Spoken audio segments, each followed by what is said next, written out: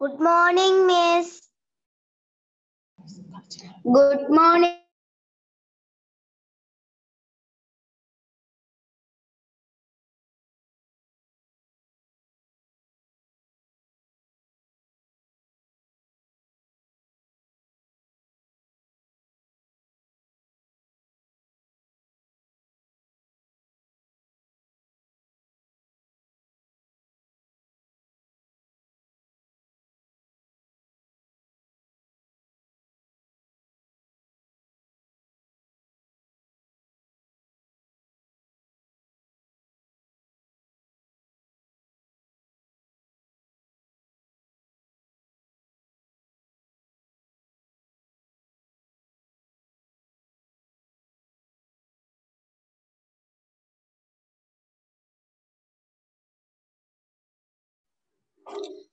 பிள்ளைகள் அனைவருக்கும் காலை வணக்கம்.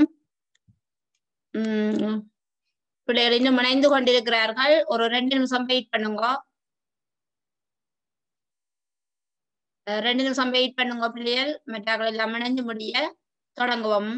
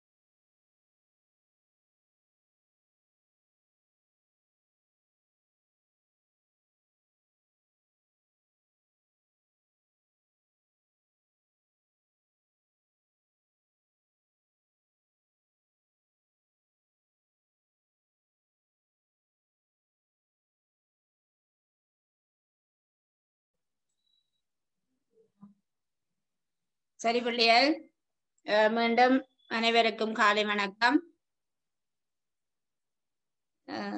மிஸ் இந்த சவுண்ட் கேக்குதோன்னு சொல்லி ஒரு ஆள் அன்மியூட் பண்ணிட்டு கதையுங்கோ.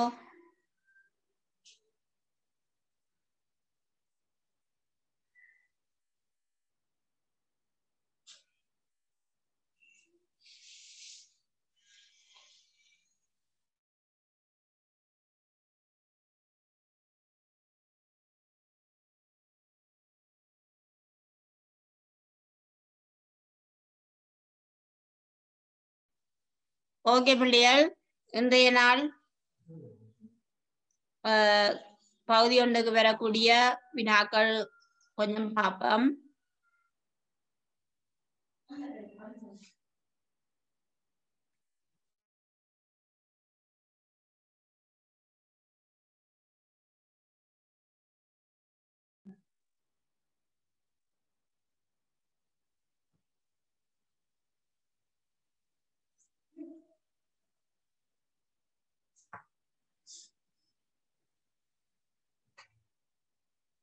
ஒரு பஸ் வண்டி 35வது கிலோமீட்டர் கல்லில் இருந்து 40வது கிலோமீட்டர் கல்லை கடப்பதற்கு 20 நிமிடங்கள் எடுத்தன. பஸ் அதே கதியில் சென்றால் 70வது கிலோமீட்டர் கல்லை கடப்பதற்கு இன்னும் எவ்வளவு நிமிடங்கள் எடுக்கும்?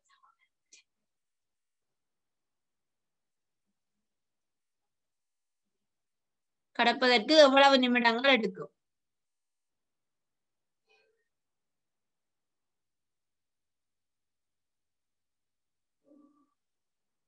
நீங்க இதை முயற்சி செய்யுங்க, செய்து பாருங்க பிள்ளைகள். கணக்கு ஒவ்வொரு நேரம் செய்து பாருங்க, உங்களுக்கு டைம் எடுத்தாரன். ஒவ்வொரு நேரம் நீங்க செய்து பார்த்தால் உங்களுக்கு அது பிரயோசனமா இருக்கும்.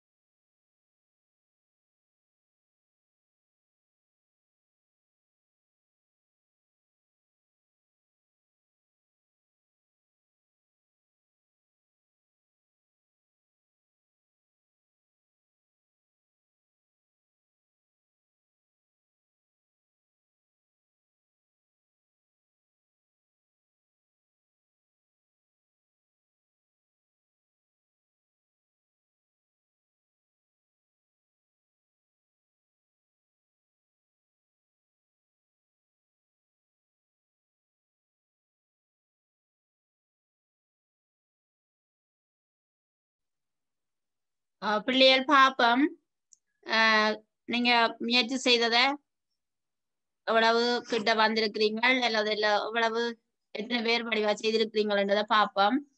ஒரு பஸ் வண்டி 35வது கிலோமீட்டர் கல்லில் இருந்து 40வது கிலோமீட்டர் கல்லை கடப்பதற்கு 20 நிமிடங்கள் எடுத்தன. கணக்க கவனிங்களன் பாப்போம். எங்களுக்கு தேவை 35வது கிலோமீட்டர் கல்லில் இருந்து 40வது கிலோமீட்டர் கல்லு வரை எவ்வளவு தூரம் என்றது எங்களுக்கு தேவை. சரிதானே? அந்த தூரத்தை நாங்கள் பார்த்தோம்னு சொன்னாதான் எங்களுக்கு அதுக்கேற்ற நேரத்தை நாங்க பார்க்க முடியும். சரிதானே? பாருங்க, 35வது இருந்து 40வது வரை எத்தனை இடைவெளி இருக்கு? 5 இடைவெளி. சரிதானே? 5 இடைவெளி இருக்கு. அந்த 5 இடைவெளியை கடப்பதற்கு 20 நிமிடங்கள். சரிதானே? இதுதான் எங்களுக்கு தரவு.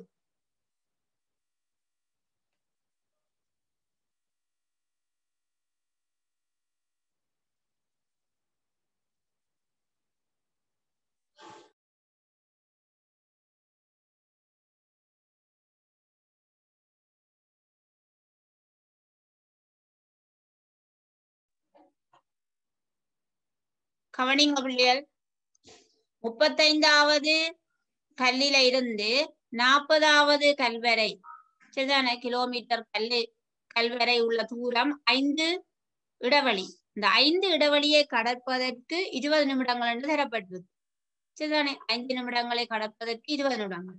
அப்ப நாங்க பார்ப்போம் ஒரு இடைவெளிக்கு 4 நிமிடங்கள் எடுக்குது சரிதானே.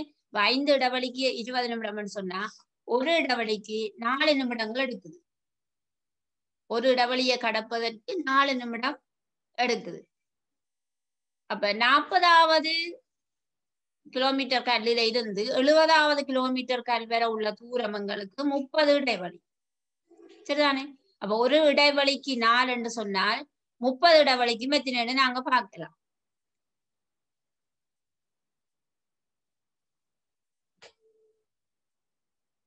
சரிதானே. அப்ப 30 × 4 120 நிமிடங்கள் சரிதானே பிள்ளையர். திரும்ப ஒரு முறை பாருங்க. 35வது கிலோமீட்டர் கல்லில இருந்து 40வது கிலோமீட்டர் கல் வரை பயணம் செய்ய 20 நிமிடம் சொன்னா 5 இடைவெளிக்கு 20 நிமிடங்கள் எடுக்குது. ஆக ஒரு இடைவெளிக்கு 4 நிமிடங்கள் வீதம். அப்ப நாங்க 40ல இருந்து 70 வரையான இடைவெளி வந்து 30 இடைவெளி இருக்கு. 30 ஒரு இடைவெளிக்கு 4 நிமிடம் சொன்னா 30 இடைவெளிக்கு 120 நிமிடங்கள்.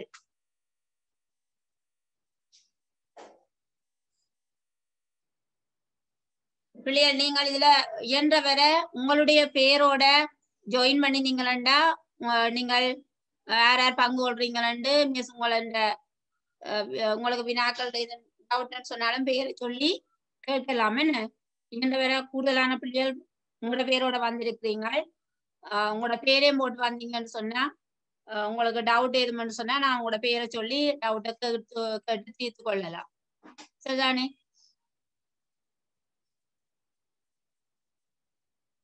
அடுத்த கணக்கு பாருங்க. கடிகாரம் ஒன்று 30 நிமிடங்களுக்கு ஒரு தடவை ஒலி எழுப்பும் வகையில் தயார் செய்யப்பட்டது. முதலாவது ஒலி காலை 9:15க்கு ஒலித்தது எனின் 9வது தடவை ஒலிக்கும் போது நேரம் யாது? செய்யுங்க. கணக்கு வாசிச்சுட்டு நீங்கள் முயற்சி செய்யுங்க. இலகுவான கணக்கு.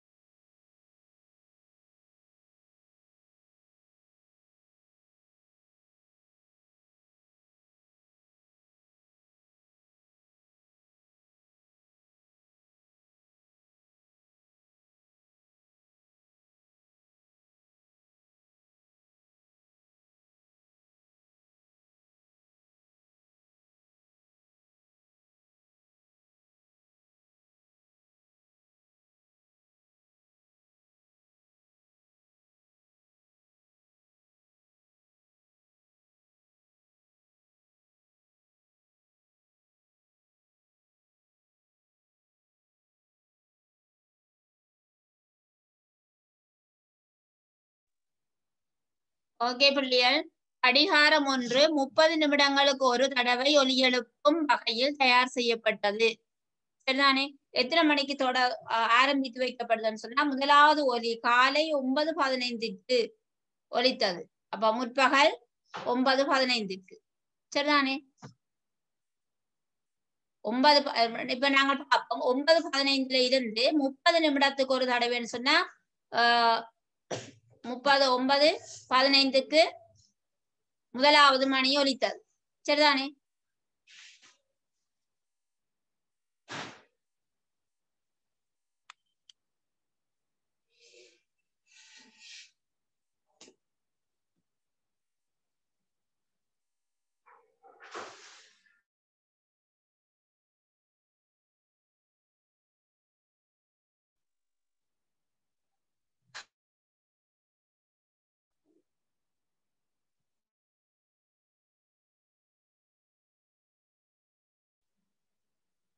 சரிதானே பிள்ளையார்? முதலாவது ஒலி காலை 9:15க்கு ஒலித்தது.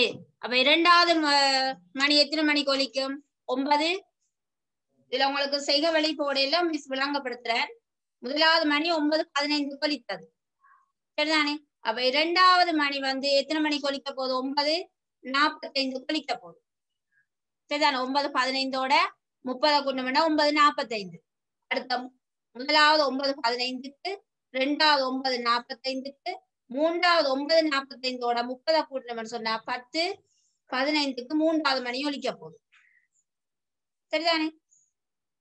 10:15க்கு மூன்றாவது மணி ஒலிக்க போகுது. ஏன்னா உங்களுக்கு முதலாவது ஒலி காலை 9:15 சொல்லப்பட்டிருக்கு. சரிதானே? இது 9:15க்கு முதலாவதுன்னு சொன்னா நாங்கள் 9:45க்கு இரண்டாவது எடுப்போம். மூன்றாவது மணி 9:45ஓட 30 நிமிடத்தை கூட்டம்னு சொன்னா 10:15க்கு ஒலிக்க போகுது. 10 மணி, அதாவது காலை 10:15 நிமிடத்துக்கு ஒலிக்க போகுது. சரிதானே? 10:15க்கு மூன்றாவது. 10:15 இருந்து 10:45 வரை உள்ள அரை மணி நேரத்துக்குள்ள நாலாவது மணி, அதாவது 10:45க்கு நாலாவது மணி ஒலிக்குது. சரிதானே? 10:45க்கு நாலாவது மணி ஒலிக்குது. 10:45 இருந்து அடுத்த 30 நிமிடத்தை பார்த்தோம்னு சொன்னா 11:15க்கு ஐந்தாவது மணி ஒலிக்குது. நாங்கள் அரை மணித்தியாலமா போட்டும் பார்க்கலாம், ஒரேதான் ஒரு மணித்தியால போட்டும் பார்க்கலாம். சரிதானே? இப்ப 9:15 இருந்து 10:15 சொல்லி பார்த்தோம்னு சொன்னா அதுக்குள்ள 3 மணி ஒலித்திரும். 9:15, 9:45 ரெண்டாவது மணி, 10:15க்கு மூன்றாவது மணி ஒலித்திரும். அப்படியும் பார்க்கலாம். நீங்கள் அரை மணித்தியாலமா கூட்டி பாருங்க. சரிதானே? 10:45 இருந்து 11:15 உள்ள அந்த 11:15 முடிகிற நேரத்துக்கு ஐந்தாவது மணி ஒலித்திரும். 11:15 இருந்து 11:45 உள்ள வேற அந்த அரை மணித்தியாலம் 11:45க்கு முடியுது. அதுல ஆறாவது மணி ஒலிக்கு. 11:45 இருந்து 12:15க்கு உள்ள அந்த அரை மணித்தியால இடைவெளிக்கு பிறகு 12:15க்கு ஏழாவது மணி ஒலிக்கும். 12:15 இருந்து 12:45க்கு எட்டாவது மணி ஒலிக்கும். சரிதானே? 12:15 இருந்து 12:45க்கு எட்டாவது மணி ஒலிக்க போகுது. 12:45 இருந்து 1:15க்கு ஒன்பதாவது மணி ஒலிக்க போகுது. சரியோ? இதுதான் விட, இரண்டாவது விட. 1:15க்கு ஒன்பதாவது மணி ஒலிக்க போகுது. நீங்கள் 9:15 இருந்து அடுத்த 9:45க்கு முதலாவது மணி ஒலிக்கிறேன்னு சொல்லி நீங்க பார்க்க கூடாது. சரிதானே? நீங்க செய்தது சரி. அப்படியே ஒருக்கா உங்களோட சட்டில ஒருக்கா போட்டு விடுங்க. ஓகேயா? ஓ, அல்லது கையடையாளம் போட்டு விடுங்க. செட் பண்ண முடியலன்னா நீங்க செய்த விட சரியா, அல்லது யாருக்காவது விளக்கம் தேவைன்னு சொன்னா நீங்கள் கை போட்டீங்கன்னு சொன்னா, கையடையாளம் போட்டீங்கன்னா உங்களுக்கு விளங்கப்படுத்தலாம். ஓகே, அப்ப இது விளங்கிட்டு எல்லாம் இருக்கும். நாங்கள் 9:15க்கு முதலாவது மணி என்று சொல்லப்பட்டிருக்கு. அப்ப நாங்க 9:15 9:45க்கு தான் அரை மணித்தியால முடியுதுன்னு பார்க்க கூடாது. சரிதானே? ஓகே.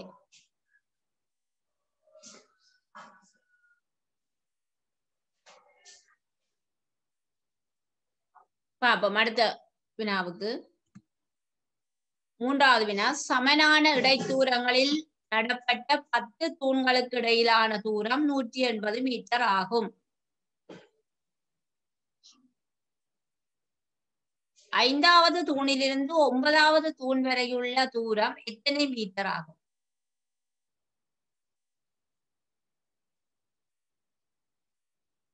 இந்த கணக்கை வாசிச்சுட்டு முயற்சி செய்யுங்க. எழுதி செய்து பாருங்க. ஒவ்வொரு தரம் எழுதி செய்து பார்த்தா தான் உங்களுக்கு நீங்கள் செய்யறதுக்கும் உங்களுக்கு எது விளங்கல அல்லது விளங்கிட்டுன்றத நீங்களே கண்டு கொள்ள முடியும்.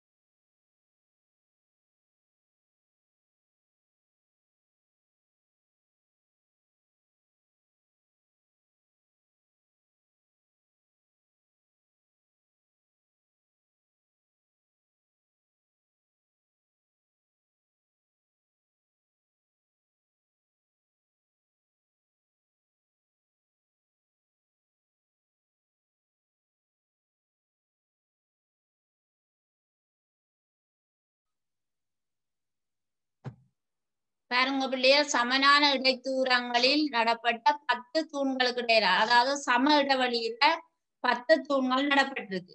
உங்களுக்கு தெரியும் 10 தூண்கள் நடப்பட்டிருந்தா அதுக்கு இடையான இடைவெளி வந்து 9ஆக இருக்கும்.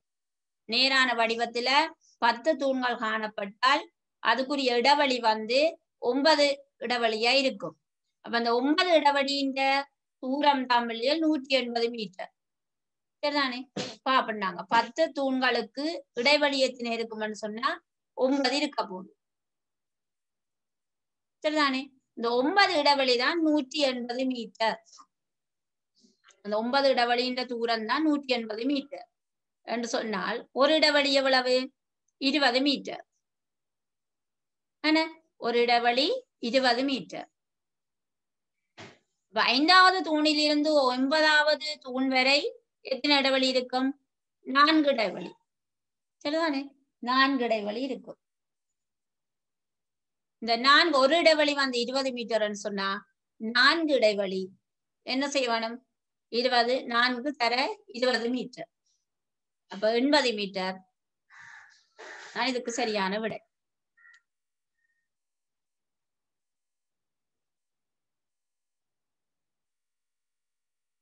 நீங்க எழுதிக்கொள்ளுங்க, விடை எழுதிக்கொள்ளுங்க.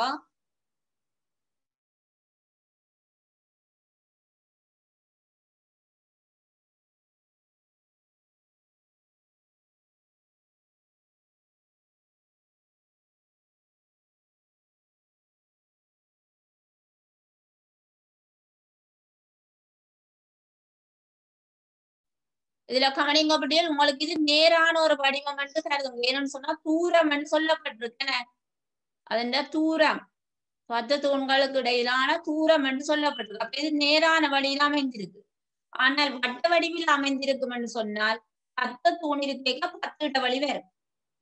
அதை நீங்க கவனத்துல கொள்ளுங்க. இது வந்து நேரான ஒரு பாதை என்று வச்சுக்கொள்ளுங்க, ஒரு வீதி என்று வச்சுக்கொள்ளுங்க. அந்த வீதியில உள்ள தூரம் வந்து கணிக்க வேணும். வட்ட வடிவில் அமைந்திருந்தால் அது உங்களுக்கு சொல்லப்பட்டிருக்கு. உதாரணமா மைதானத்துக்குள்ள நாங்கள் அலங்கரிக்கக்குள்ள 10 தூண் போட்டு அலங்கரிச்சோம்னு சொன்னா வட்ட வடிவில இல்ல சதுர வடிவில் அப்படின்னு நாங்கள் அலங்கரிச்சிருப்போம். கூடுதலா மைதானம் சொல்லிக்க வட்ட வடிவில நாங்கள் பாடசாலையில நடைபெற விழாக்களுக்கு மற்றது விளையாட்டு போட்டி அதுகளுக்கெல்லாம் நாங்கள் என்ன செய்வோம்? வட்ட வடிவில் அலங்கரிப்போம். வட்ட வடிவில் அலங்கரிக்கும் போது அல்லது வட்ட வடிவில நாங்கள் தூண்களை போடும் போது 10 தூண்கள்னு சொன்னா 10 இடைவெளி இருக்கும். இது ஒரு நேரான வடிவம் நீங்க கருத்துல கொண்டுதான் இந்த கணக்கு செய்ய வேணும். சரிதானே? நேரான வடிவம் தூரம் என்று சொல்லப்பட்டிருக்கு. நேரான வடிவம் சொன்னா 10 தூண்கள் காணப்படுகிற 9 இடவழி இருக்கும். இந்த 9 இடவழிக்கும் 180 மீட்டர் தூரம். ஆகவே ஒரு இடவழி 20 மீட்டர்னு சொன்னா நாங்கள் 5ல இருந்து 9வது தூண் வரைக்கும் எங்களுக்கு 4 இடவழி இருக்க போது 4 தர 20 80 மீட்டர். ஓகே தானே? ரைட், அடுத்த கணக்கு போவோம்.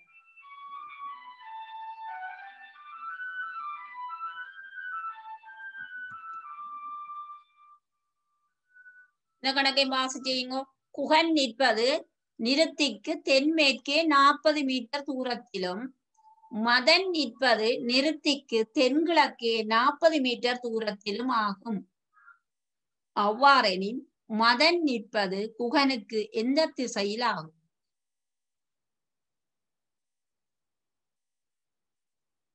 நீங்கள் உடனே திசை கணக்கு வந்ததுன்னு சொன்னா உடனே திசை ஒன்று கீறிட வேணும். வடக்கு, தெற்கு, கிழக்கு, மேற்குன்னு சொல்லி ஒரு திசைகோலை நீங்க கீறி வைத்திட வேணும்.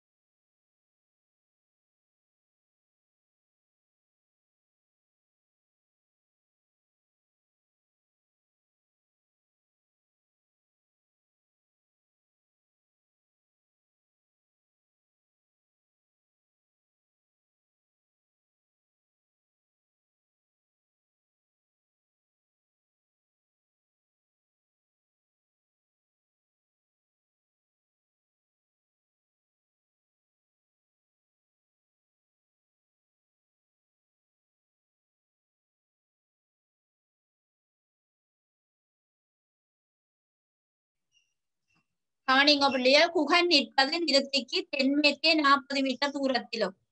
சரிதானே? குகன் நிற்பது நாங்க உடனே ஒரு திசையை போடுவோம். சரிதானே? வடக்கு, கிழக்கு, தெற்கு, மேற்கு, இப்படி ஒரு திசையை நாங்க போட்டு வச்சிருவோம். வச்சுக்கொண்டு என்ன செய்வோம்? குகன் நிற்பது நிறுத்திக்கு தென்மேற்கு. அப்ப நிறுத்தியத்தான் சொல்லப்பட்டிருக்கு. நிறுத்திக்கு சொல்லிக்க நடுவுல நிறுத்தி நிற்கிறான்னு வைப்போம். சரிதானே? நிறுத்திக்கு சொன்னா அந்த நிறுத்திய நிக்கிற அந்த கூன்னு வார இடத்துல நாங்க உடனே சக போட்டுருவோம். இங்க பாருங்க, நிறுத்தி நடுவுல நிக்கிறா. நிறுத்திக்கு தென்மேற்கு திசை எது? இது மேற்கு. தெற்குக்கும் இடையில வார திசை தென்மேற்கு. சரிதானே? எவ்வளவு தூரம்னு சொன்னா இதுல நிக்கிறவர் யாரு? குகன். எவ்வளவு தூரம்? 40 மீட்டர் தூரம். சரிதானே? அடுத்த பாருங்க, மதன் நிற்பது நிறுத்திக்கு தென்கிழக்கு. தென்கிழக்கு திசை இங்க காட்டப்பட்டிருக்கு அம்புக்குறியால. நிறுத்திக்கு சொன்னா நிறுத்தியில இருந்துதான் மெட்டாவில கவனிக்கப்படுது. இப்ப நிறுத்திக்கு உப்பு வார இடத்துல நீங்கள் உடனே அதுல சக அடையாளம் போட்டுடணும். உப்பு வார இடத்துல அதை வச்சு கொண்டுதான் நாங்கள் அங்கால திசை கணிப்போம். இது மிக முக்கியமான ஒன்று பிள்ளைகள். என்னன்னா நீங்கள் நிறுத்திக்கு குகான் நிக்கிறது சில குகானை வச்சுக்கொண்டு நிறுத்திய பார்க்க வரும். உப்பு வார இடத்துல நாங்கள் உடனே சக போட்டு பார்க்க வேணும். அப்ப நிறுத்திக்கு எந்த திசையில? தென்கிழக்கு. இப்ப தென்கிழக்குல நிக்கிறவர் மதன். எவ்வளவு தூரம்? 40 மீட்டர். சரிதானே? அப்ப நிறுத்திக்கு தென்கிழக்கு திசையில 40 மீட்டர் தூரத்துல நிற்கிறவர் மதன். அவ்வாறெனில் மதன் நிற்பது குகனுக்கு எந்த திசையிலாகும்? இந்த மதன் என்பவர் நிற்கிறது குகனுக்கு என்று சொல்லிக்க, குகனுக்கு என்று சொல்லப்படுதல். அந்த கு என்ற இடத்துல நாங்கள் உடனே ஒரு சக அடையாளம் போட்டு திசையை போட்டுக் கொள்ளுவோம். இக்கு என்று வார இடத்துல உடனே திசை போடணும். ஞாபகம் ஒரு சக அடையாளம் போட்டு அதுல வச்சு திசையை போடணும். அதுல வச்சு நாங்க திசையை போட்டோம்னு சொன்னா யார கேட்டிருக்கு? குகனுக்கு மதன் நிற்பது. குகனுக்கு இங்க கேள்வியில மதன் நிற்பது குகனுக்கு என்று மாறி தந்திருக்கேன். குகனுக்கு மதன் நிற்பது இந்த திசையிலாகும். பாருங்க, குகன் நிக்கிற இடத்துல நின்று பார்க்கல, இந்த மதன் இந்த திசையில நிக்கிறான். சரிதானே? எந்த திசை பாருங்க, கிழக்கு. இந்த கோடு டாட் லைன் கீறி காட்டப்பட்டிருக்கு உங்களுக்கு புள்ளிக்கோடு. அந்த புள்ளிக்கோடு வழியை நீங்க பார்க்கும்போது கிழக்கு திசையில நிக்கிற. சரிதானே? உடனே நீங்கள் இதுல செய்ய வேண்டியது, இந்த ஆருக்கு இக்கு என்று சொல்லப்படுதோ அந்த இடத்துல நீங்கள் உடனே புள்ளடி போட்டு செய்ய வேணும். இதுல வடக்கண்ணு எல்லாம் விட போட்டிருக்கிறீங்க. கொஞ்சம் வடிவா இந்த கேள்விய கவனிங்க பிள்ளைகள்.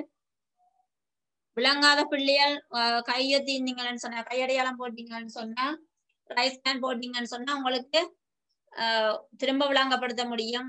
யாருக்கு விளங்க இல்லைன்னு பாருங்க. ரெண்ட வடக்கு திசை என்றும் ஆன்சர் பண்ணி இருக்கிறீங்க. ஒருக்கா பார்த்து கொள்ளுங்க பிள்ளைகள், யாருக்கு இது விளங்க இல்லைன்னு சொல்லி ஒருக்கா சொல்லுங்க, அல்லது அன்மியூட் பண்ணிட்டு சொன்னாலும் ஓகே.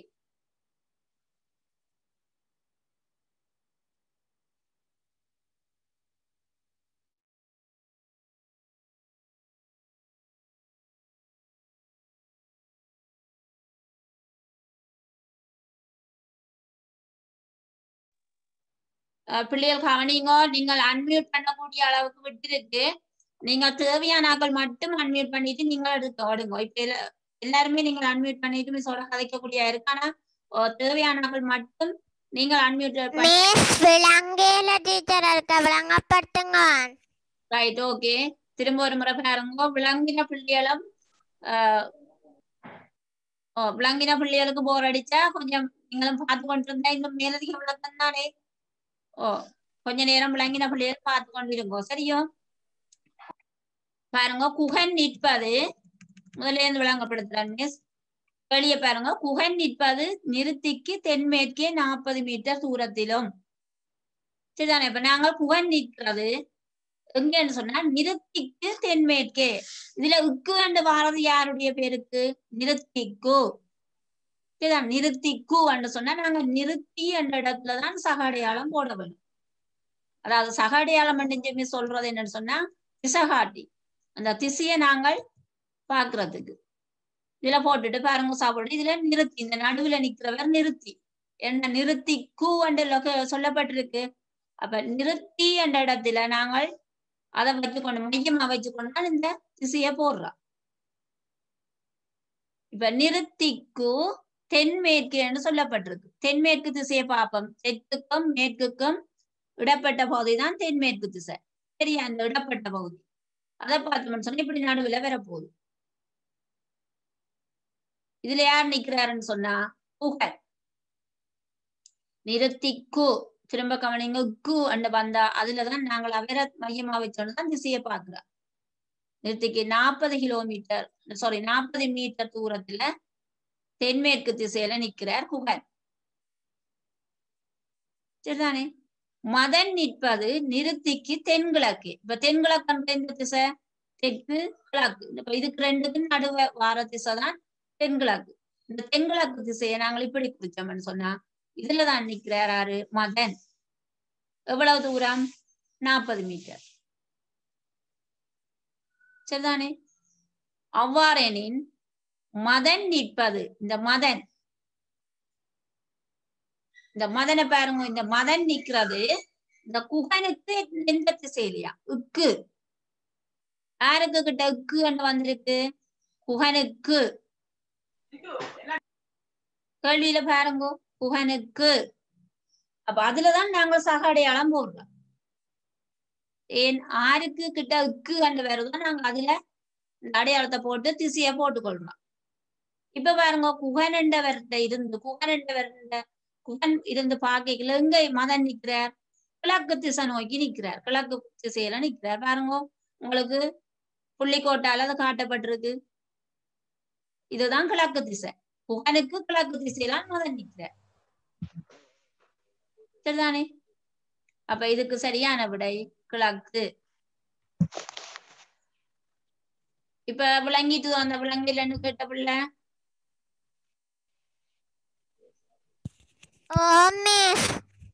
ஓகே. நீங்க வடி எழுதி வையுங்கோ. மிஸ் ஓமாம் சொல்லுங்க. நிருதி நிப்பது குகனுக்கு எந்த பக்கம்? நிக்கிறது வடகிழக்கு வரும். சரி அஞ்சு பாருங்க. நிறுத்தி நிக்கிறது குகன் பாருங்க. குகன் இடத்துல இருந்து இந்த கோட்டை பாருங்க. இந்த அம்புக்குரிய மற்ற வளத்துக்கு பாத்தீங்கன்னு சொன்னா இந்த வடக்குக்கு கிழக்கு. ஓ வடகிழக்கு. அதே நேரம் இன்னொரு கேள்வி கேட்கிறேன் மிஸ். இத பாருங்க. மதனுக்கு எந்த திசையில நிறுத்தி நிக்கிறான்? என்ன செய்யணும் நீங்கள் உடனே? வடமேற்கு. வடமேற்கு. வடமேற்கு. தேங்க்யூ கெட்டிக்காரன். சரியா? இங்க பாருங்க. இதுல மதன் என்ற இடத்துல நீங்க உடனே ஒரு சக போடுவீங்க. இப்படி போட்டுட்டு பாத்தீங்கன்னா இந்த கோடு இந்த திசைக்கு போகுதுன்னு சொன்னா எந்த திசைக்கு போகுது? வடக்குக்கும் மேற்குக்கும் இடையில. அப்ப வடமேற்கு. வடமேற்கு திசை. ஓகே விளங்குதானே? இத நீங்க எழுதி வைங்க. படத்தை போட்டு எழுதி வைங்க. எழுதிட்டீங்களா? ஓ